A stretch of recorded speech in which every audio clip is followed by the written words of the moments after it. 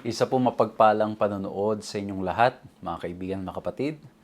Purihin ang ating Panginoong Diyos at nagpapatuloy po tayo sa pag-aaral ng aklat ng Una at Ikalawang Korinto. Tayo po ay nasa Unang Korinto pa rin. At sa biyaya ng ating Panginoong Diyos ay patuloy po nating natutuklasan yung purpose ng pagsulat ni Pablo sa mga taga-Korinto. Tinignan po natin yung konteksto sa umpisa, kung saan may report na ibinigay kay Pablo, and based on the report, he started writing this letter. Pinag-usapan po natin nung mga nakaraan how Paul tried to address the issue of unity, sexual immorality, idolatry, at pati po yung sa spiritual gifts that's causing division.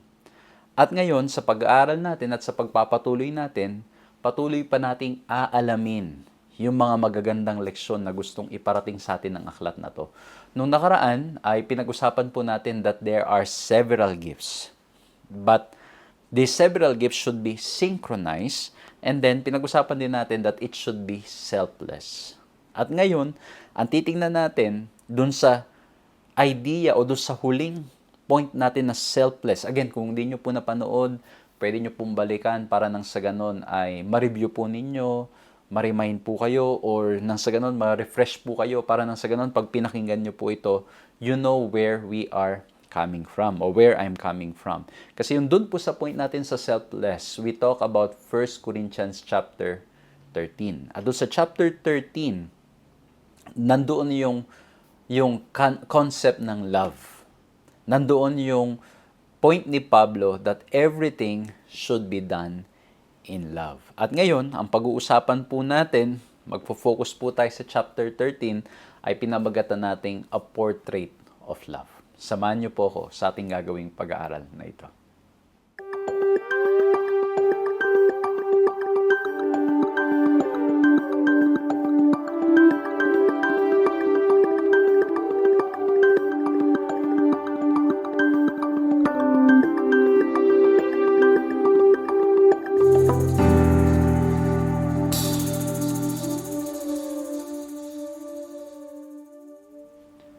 Ako po si Pastor John Alexis Mercado at patuloy po kayong sumusubaybay sa paglilingkod na ipinagkakaloob po sa inyo ng 3 Points Ministries. Nagpapasalamat po kami sa ating Panginoong Diyos na ang ating pag-aaral na to napapanood sa telebisyon at napapakinggan din naman sa radyo. At marami pong mga churches and mga iba po na nagsasabi that they are using this video para po na sa ganun sa pag-aaral sa leksyon. We give all the glory and praises to God. Maraming salamat po. Our ultimate desire is to provide a simple study of these lessons.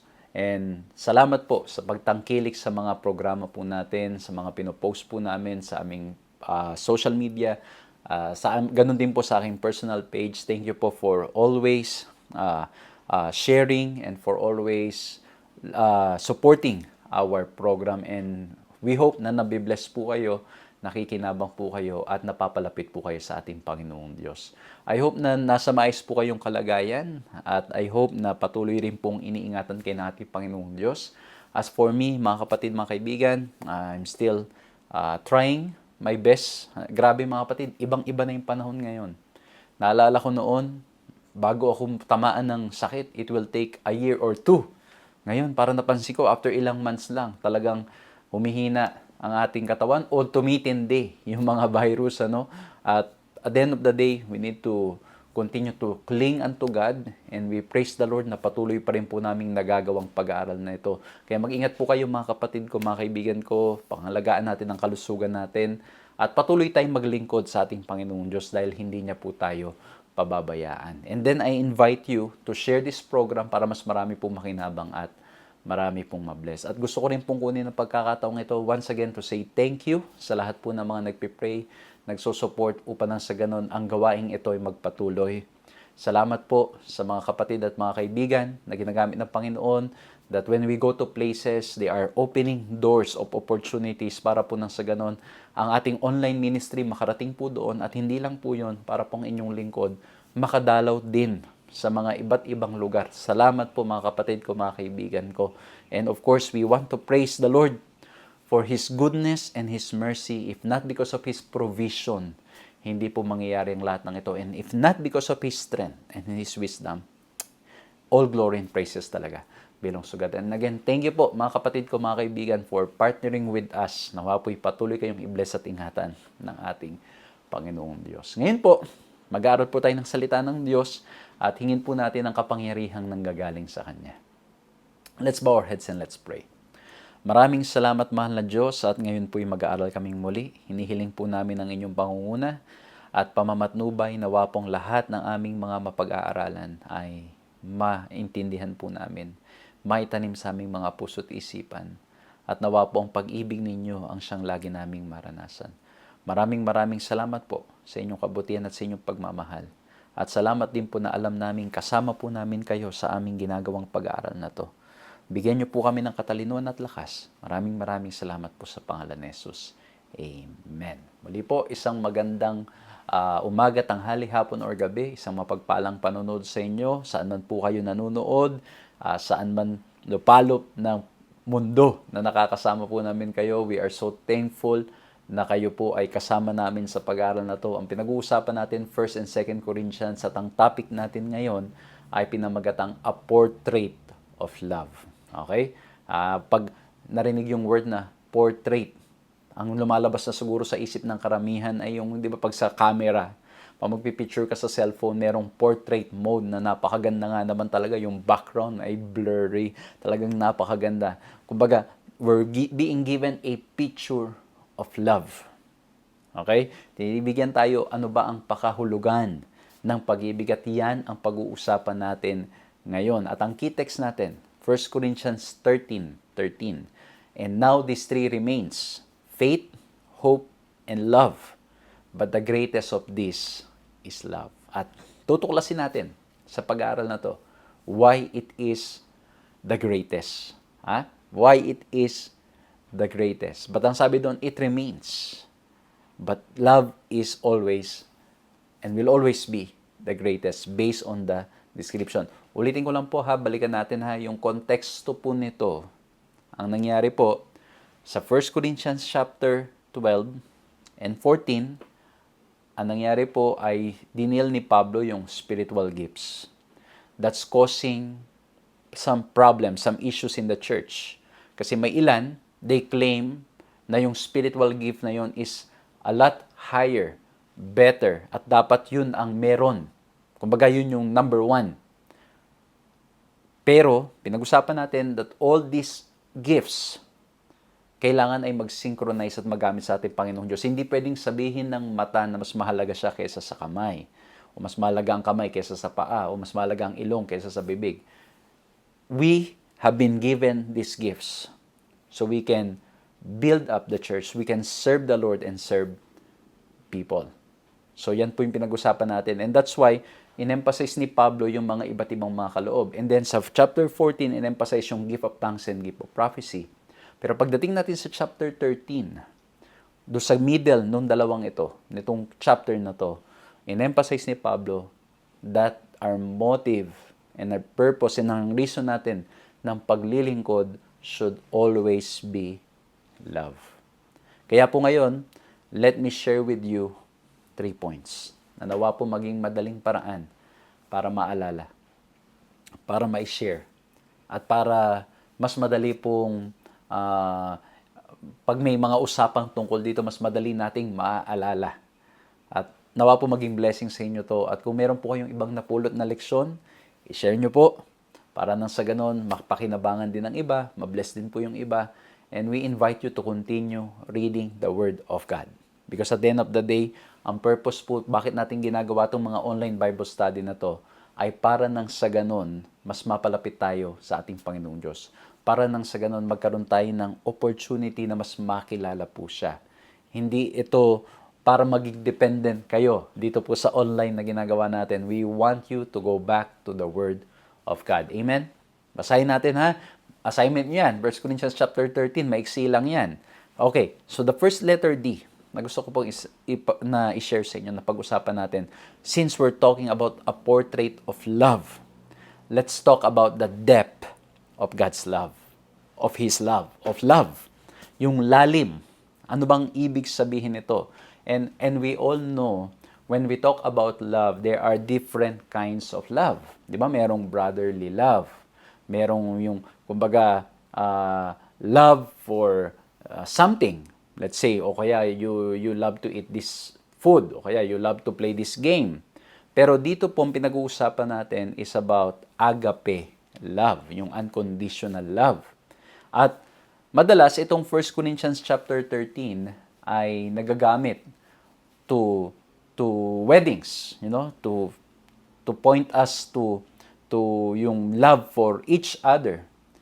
But in reality, it's not just about loving each other. It's not just about yung eros o yung love for one another. But in here, we are being directed to the unconditional love na dapat ay meron tayo sa biyaya ng ating Panginoong Diyos, but only possible when we always connect ourselves to God. Kaya maganda mapag-usapan natin yung depth of God's love. Although, hindi natin i-deal at pag-uusapan yung different kinds of love, gusto lang nating mag-focus dito sa 1 Corinthians chapter 13. Kasi bakit? Anong klaseng love ba ito? At gaano kalalim ba ito? Ito, basahin natin. Paul is not saying that tongues, prophecy, understanding, knowledge, and faith, and benevolence are useless. But they are useless only if not driven by love. Ayan ha. So, hindi sinasabi ni Paul na yung knowledge hindi mahalaga. Yan din yung sinabi natin sa unang mga lessons natin. Hindi sinasabi ni Paul na hindi mahalaga yung skills. Hindi sinasabi ni Paul na hindi mahalaga yung talents. Hindi sinasabi ni Paul na hindi mahalaga itong mga different gifts na pinag-usapan natin. But the point is, ang motive at ang purpose should always be love. Kaya natin ginagawang isang bagay because we love the Lord and we love to serve people. And when we love to serve people, ito po ay tulad ng pinakita ng ating Panginoon Jesucristo. Even without anybody doing anything, even with us na wala pang ginagawa, God already demonstrated His love. Kumbaga, hindi tayo minahal ng Diyos dahil meron na tayong ginawang kaibig-ibig. And in reality, yung mga ginagawa natin ay mga hindi kaibig-ibig na bagay. Tayo madalas na nagkakasala at nagkakamali. And yet, the Lord in His love was still, loving us. He is still loving us. Kasi nga po, bakit? Because He's a God of love, which we will deal more later. So, ang pinopoint sa atin ni Pablo, yung spiritual gifts natin, we continue doing it out of love. And when we do it out of love, unconditional love, we continue doing things, hindi lang dahil we get something in return. Hindi lang dahil merong kapalit ito, o kaya naman may makukuha tayong appreciation. We do it, we use it, the gifts that we have to serve God and to serve people because of love. And that's why, itong love na to, and in reality, hindi lang dito sa chapter 13, because we're talking about the depth of God's love. Or not the depth of love. Ito ay hindi nakabase sa ating mga emosyon. Kasi minsan na nangyayari, ginagawa natin yung isang bagay base sa ating emosyon. Halimbawa, you feel happy about it, so you do it. But when we talk about love, even if you're not happy about it, but you know it's the right thing to do, you will continue doing it. Kaya po basahin natin to. This love cannot be reduced to affection or charity or virtue or benevolence. Yet, they all represent it to a lesser or greater degree. Ibig sabihin, itong mga minention natin ay nire-represent pa rin yung love. Pero hindi, kumbaga, ito yung buo. This love is a special grace bestowed upon us by the Spirit. Indeed, love in 1 Corinthians 13 is the Spirit-given motivation that lead us to act with affection, charity, virtue, and benevolence. It is a total commitment of our action, feelings, and thoughts toward Christ and our neighbors. Kumbaga, it's a choice. Di ba, minsan may mga bagay tayo na initially, we're not comfortable doing it, but we know it's the right thing to do. And that is love. Hindi alam mong tama yung dapat gawin at hindi mo binabase sa iyong nararamdaman lamang yung paggawa ng isang bagay. Yung pagtulong sa iyong kapwa, yung pag-minister o pag-help or kung anumang mga bagay na gagawin natin in the service of the King. Ibig sabihin, mga kapatid ko, mga kaibigan, if there is true love in our hearts, we will continue doing it even if the situation is unfavorable. And by God's grace, when you start doing something na initially you're not happy about it, but when you love the Lord, you love your neighbors, eventually by God's grace, you will realize na mali pala yung iyong nararamdaman. And then yung lungkot o yung uncomfortableness na nararamdaman mo will be transformed into something fulfilling if there is true love. Kaya nga po, malinaw at lagi natin sinasabi, the heart is deceitful above all things. Kaya never nating gagawing basihan yung nararamdaman lamang natin. Although, hindi ko sinasabing hindi mahalaga yung nararamdaman. Mahalaga po yan. Tayo human beings. But if there is love in our hearts, we realize that love is a choice. Love is a commitment na yung actions natin, feelings natin, and yung attention natin, and yung ministry natin, patuloy nating gagawin. Kasi bakit? Kasi ang ating Panginoon Kristo mismo nagpakita ng mabuting ehemplo at examples about it sa atin. When we look at Christ, there were moments in His life before the cross that He was praying, Lord, if possible, take this cross away from me, or take this cup away from me, take this suffering away from me. That is what He feels. Pero ang sabi niya, let this cup pass from me, but not my will, but your will be done. And that's love. That's agape love. That's unconditional love. Na kahit mahirap ang sitwasyon, gagawin at magpapatuloy pa rin because it's the right thing to do.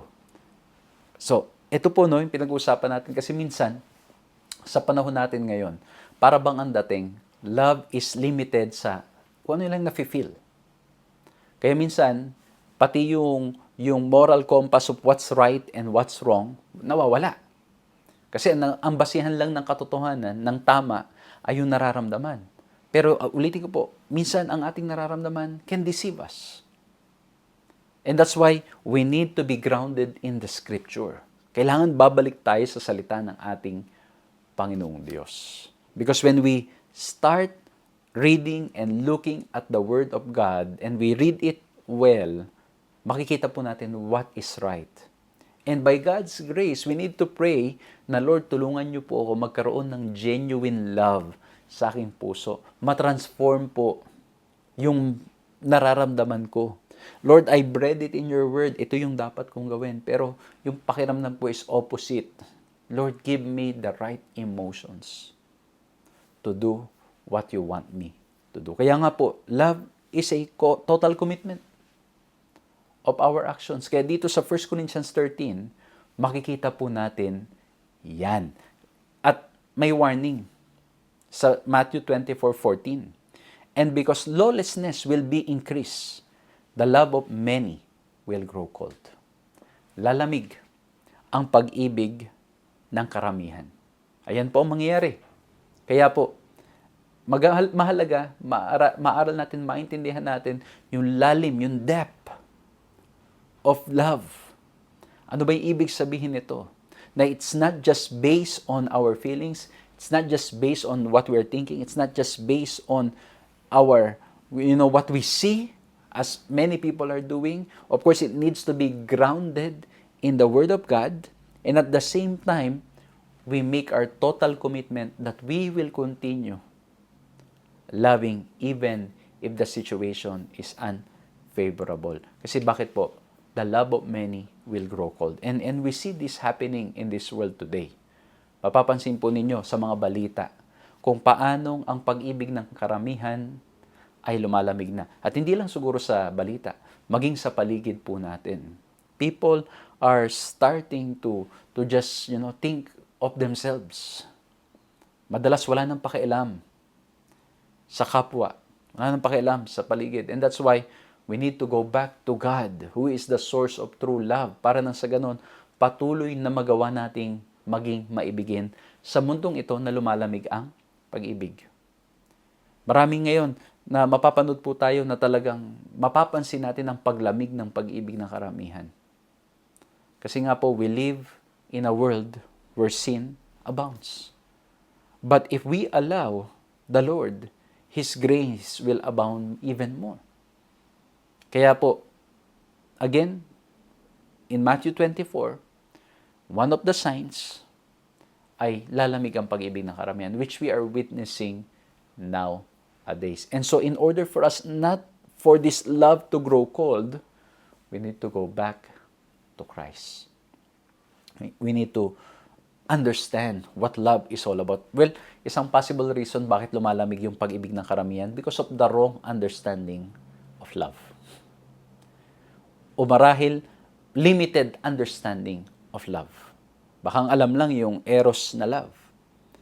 O kaya yung brotherly love or romantic love, brotherly love, hindi alam yung unconditional love. Na you continue to commit to doing things even if things are not favorable. And at the same time, yung kumbaga in the absence of benefits, attention, and all, you continue doing something. And that's why it's important na mapag-aralan natin ito para maging klaro sa atin so that our love will not grow cold. At kung maging malinaw naman sa atin kung ano yung pag-ibig na ipinaparating sa atin ng salita ng ating Panginoon Diyos, I hope that we will open our hearts and we will say, Lord, ngayon ko naintindihan yung depth of what it means to love. So now help me to have this. And I know I can only do it. I can only have this if I surrender my life to you. Amen? So number 1, we look at the depth of love. Now, let's look at the description. Kasi ang ganda nito, sa 1 Corinthians chapter 13, 4 to 8, makikita natin yung description ng God's love. Okay? At i-discuss natin what love does and what it does not do. Simulan natin doon sa what love does. Again, Basahin ninyo, 1 Corinthians chapter 4 o chapter 13, 4 to 8. Anong sabi dito? It shows patience. Number 1. Anong ibig sabihin nito? It means to show patience even amidst challenging circumstances. Ayan.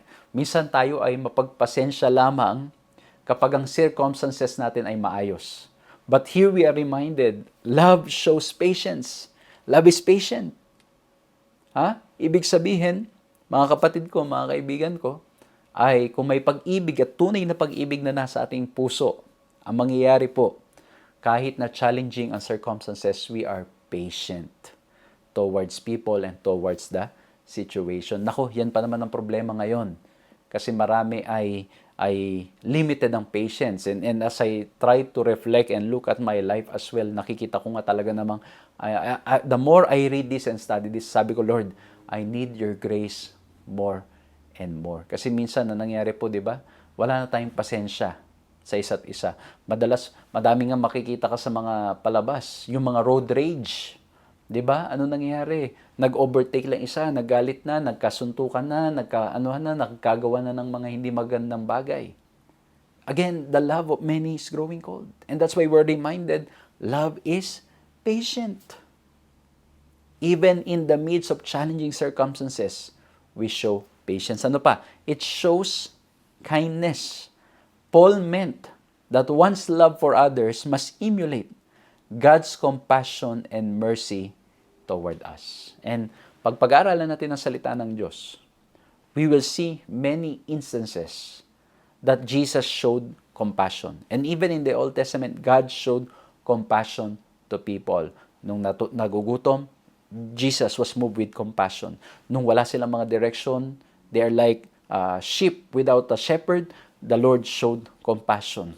When people were in need of healing, the Lord showed compassion. And so if there is true love in our hearts, we will show kindness to the people around us. Makikita sa ating mga kilos that we want to alleviate yung pain na nararamdaman ng mga tao sa ating kapaligiran. Gusto nating mabawasan o matulungan yung mga tao. Mabawasan yung sakit na nararamdaman ng mga tao. Ano pa? What love does? It rejoices in the truth. It denotes the ability to experience joy alongside another person. Ayan So, kumbaga, ang pinaparating nito, there is joy that you experience with another person, but at the same time, it clearly tells us that it rejoices in the truth. Makikita natin ang kahalagahan ng katotohanan. Ibig sabihin, mga kaibigan, mga kapatid, natutuwa sa mga bagay na totoo. Ngayon, mapapansin nyo sa mundong ginagalawan natin, maraming natutuwa, sadly, mapapansin natin sa mga palabas, natutuwa minsan sa mga kasinungalingan. Natutuwa sa mga bagay na gawa-gawa lamang.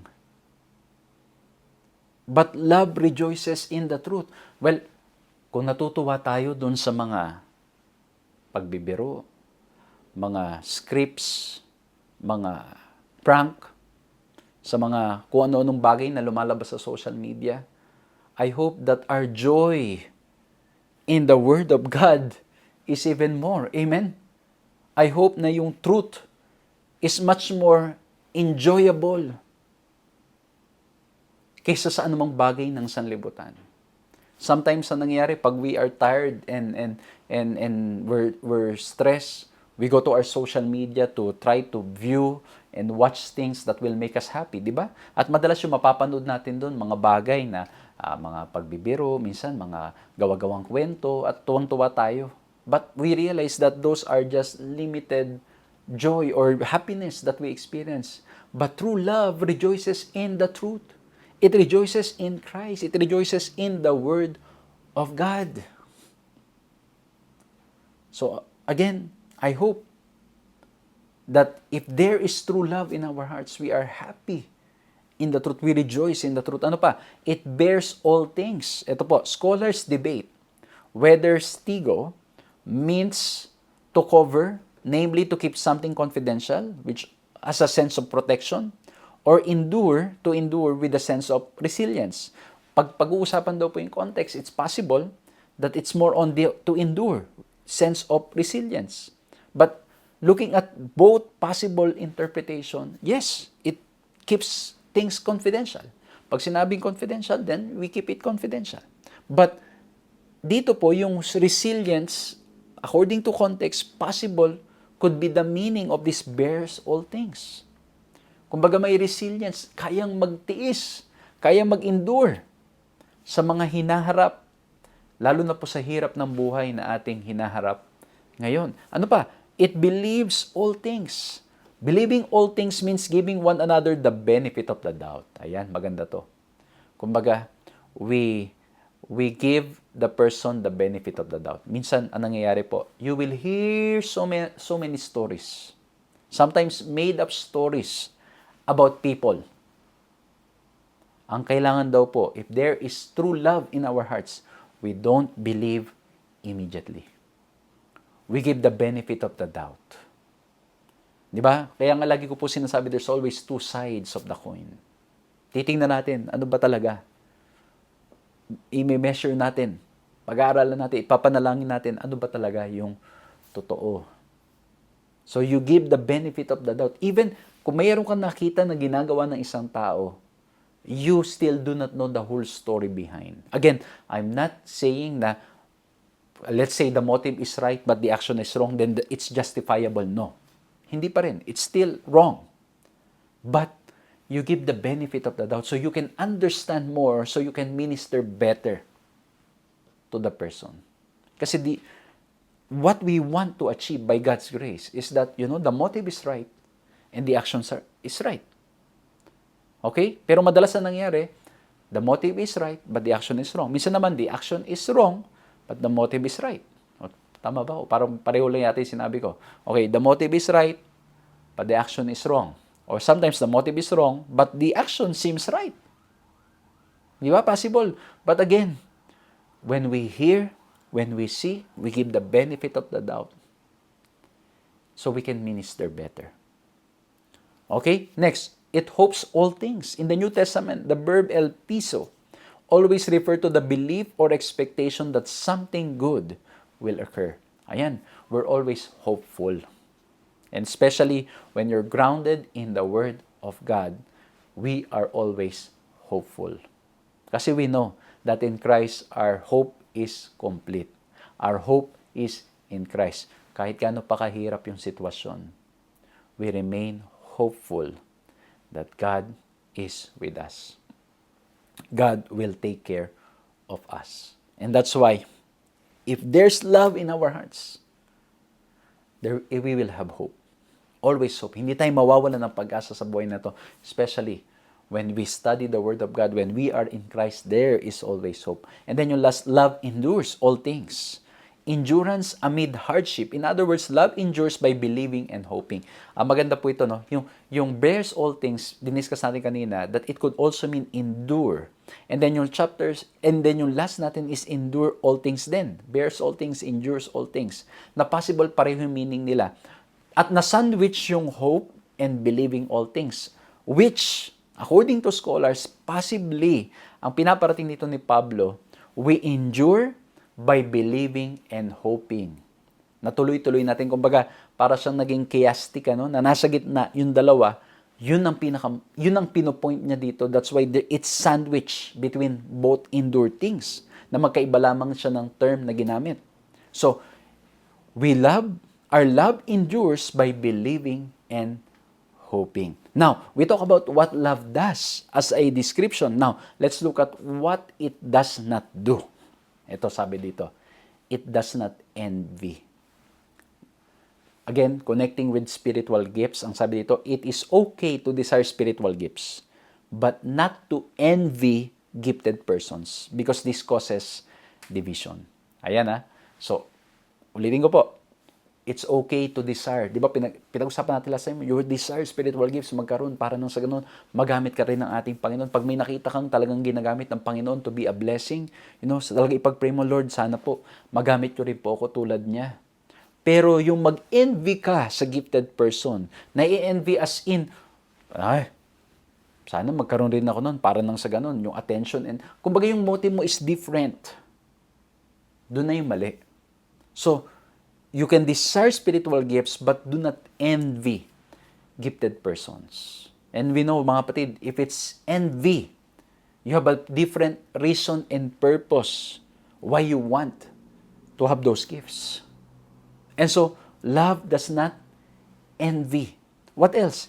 It does not boast. Yung verb po nito conveys the idea of arrogance and desire for praise from others. Love, however, is not self-focused like that. Ayan ha. So makikita po natin dito. It does not boast. Ibig sabihin, hindi arrogant. Alala nyo yung first, I think, second lesson natin? They were arrogant about the knowledge that they have. They were arrogant about the truth that they have received. Na ang nangyari, hindi na nila iniisip yung iba. At dito po ang nangyari, yung it does not boast means hindi mo habol ang papuri ng ibang tao. You're not arrogant. Hindi tayo nagyayabang sa mga bagay na meron tayo, but we continue to humble ourselves before God and before people. Hindi siya nakafocus sa sarili. At kung titingnan nyo pa yung susunod, almost connected, does not puff up. It refers to a person inflated with self-importance. Kumbaga, parang ang dating, ako lang makakagawa nito. Lalo na when we connect it to spiritual gifts, di ba? Ako lang makakagawa nito. Ako lang ang may kakayanan nito. Walang ibang makakagawa. Walang ibang makapag-minister sa mga taong yan, kundi ako. Di ba? At the end of the day, we know that that's not true. Because in reality, when we are exposed to the world, and especially when you're exposed to mission, yung naglilingkod, you realize that you're just a very small. We realize that we are just very small. We are contributing very small compared to the big work that's happening all around the world. Ako po yan po yung na-realize ko. When I started traveling to different places, I realized how small I am. That it is only by the grace of God that I'm able to continue serving Him. At yung sometimes yung feeling mo na you are, so important, mawawala. Kasi at the end of the day, you realize na napakarami na sa paligid na talagang, kumbaga, yung ginagawa nila is even way more than what we are doing. And that's why it helps us to be humble. Magpakumbaba. Sometimes sa nangyayari, parang ang feeling natin, ako lang makakagawa niyan. But only to realize na there are a lot of people who can do better. And alam nyo sa panahon ngayon, especially as we are in the digital world, nandito tayo sa panahon ng technology is really advancing so well. Talagang, it takes humility to admit na, hindi ko na alam yung mga bagay na yan. Lalo na ang technology, ang bilis. Para nung one time lang, we were traveling, tapos merong nagsasalita yung driver, ang sabi niya, I'm sorry, hindi ako nakapagdala ng USB stick. Yung USB po na stick. Tapos may bata sa likod, ang sabi niya, Mami, Daddy, ano yung USB stick? Tapos yung katabi ko sabi niya, oh my. Sabi niya, talagang ang tanda na natin. Sabi niya, tanda na natin. Kasi bakit ang point, yung USB sticks na kinalakihan in my generation, kumbaga yun yung something na very advanced. And now, iba na siya sa younger generation. And that's why I also realized upon hearing that and having that experience, talagang we need to really trust our young people, be humble enough to admit na ang mga young people of today can be so talented and they can be used for God's glory if they are directed, if they will, by God's grace, submit themselves to the Lord. And of course, tayong medyo mas nakakatanda will be there to support and encourage them. But the point is, kumbaga, love does not puff up. Hindi tayo punong-puno ng sarili lang natin ang iniisip. Na iniisip natin tayo lang ang mahalaga. Ano pa? Love does not behave rudely. It means acting contrary to social and moral standards in a dishonorable, shameful, indecent, and improper manner.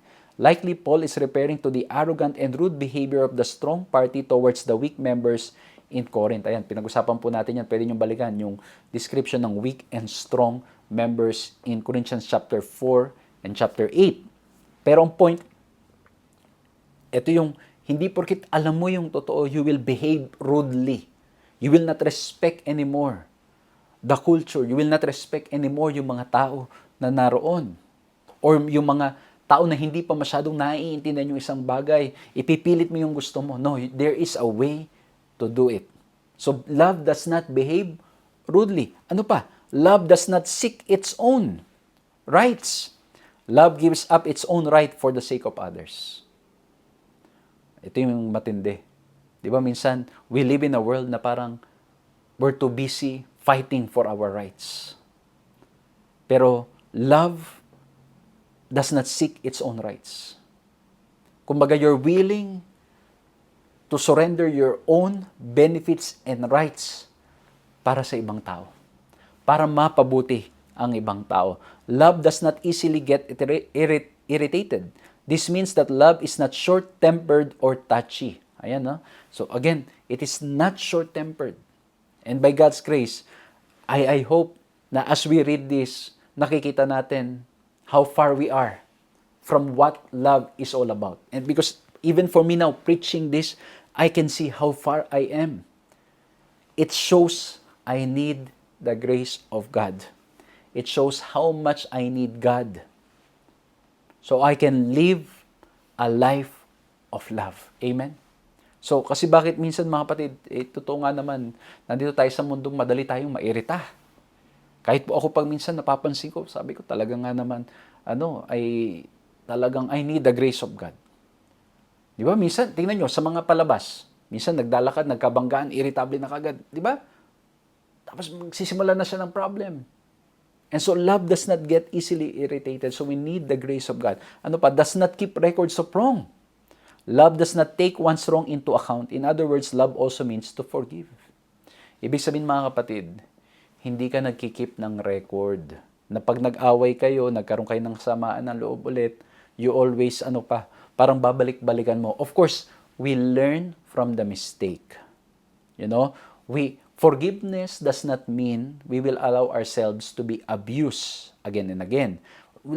Forgiveness does not mean you will allow the person to inflict damages or inflict the same pain to you. Pero, by God's grace, you learn from what happened.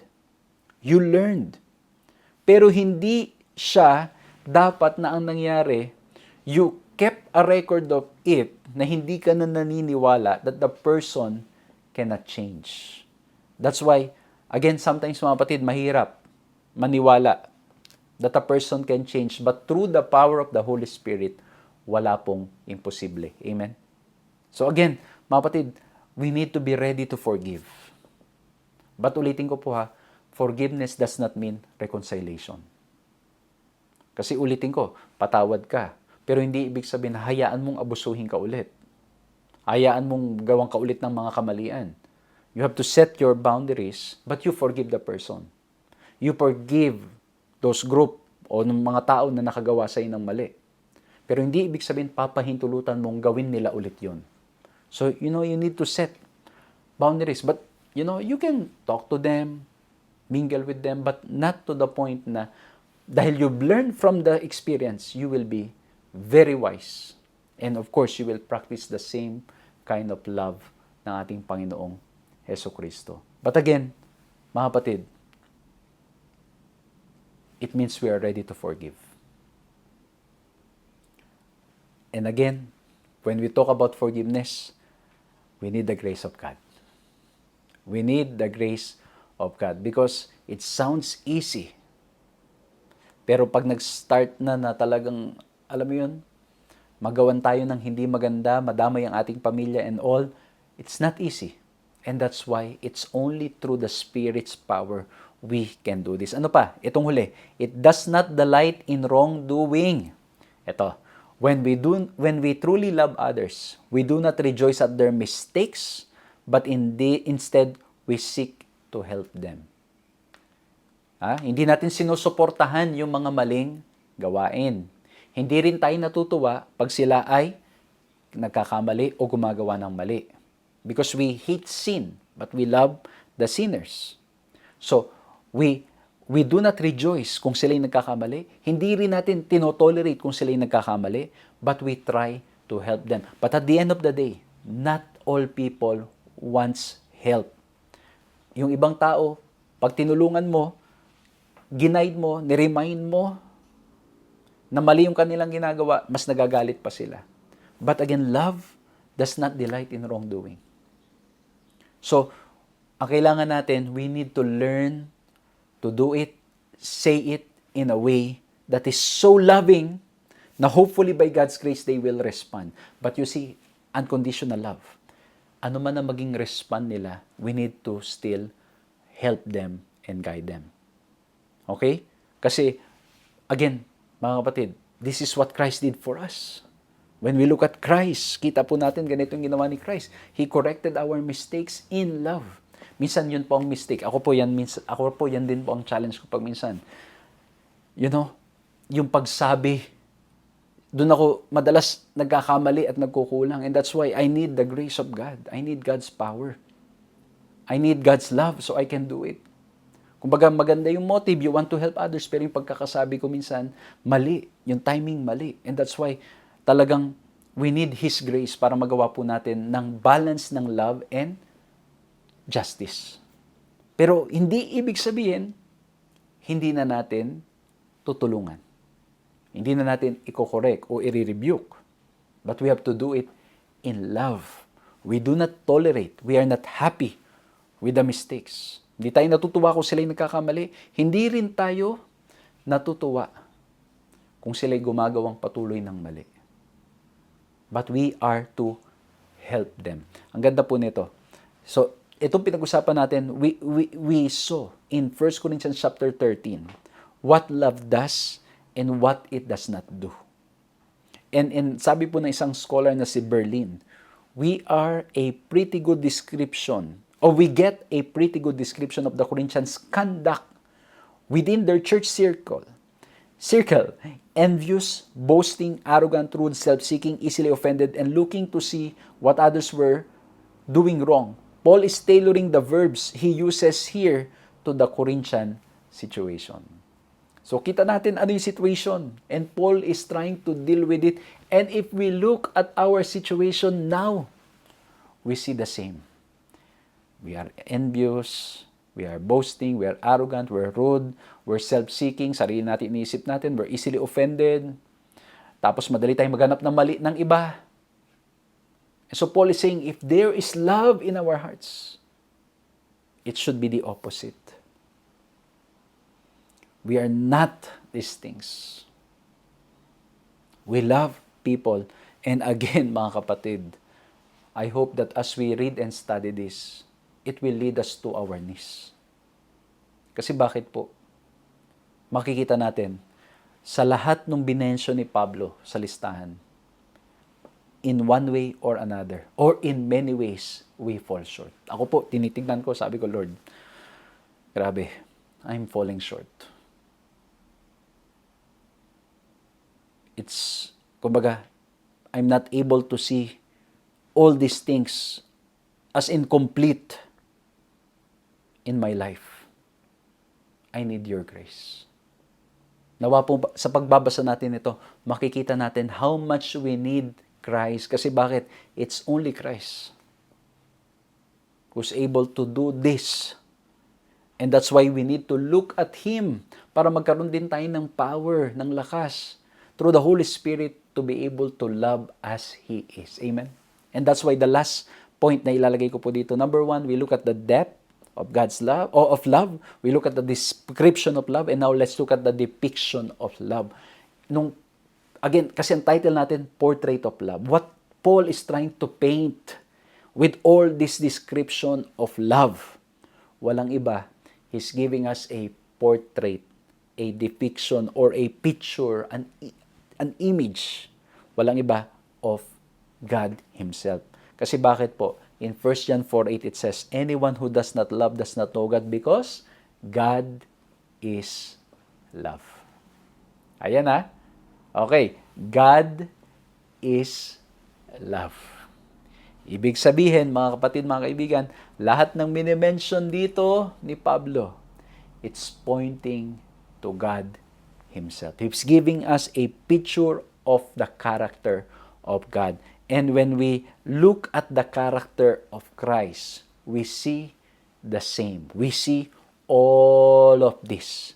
Although Paul is pointing to the issues being faced or the conduct of the Corinthians, he's writing to help them, to rebuke them, to guide them based on the situation that they have.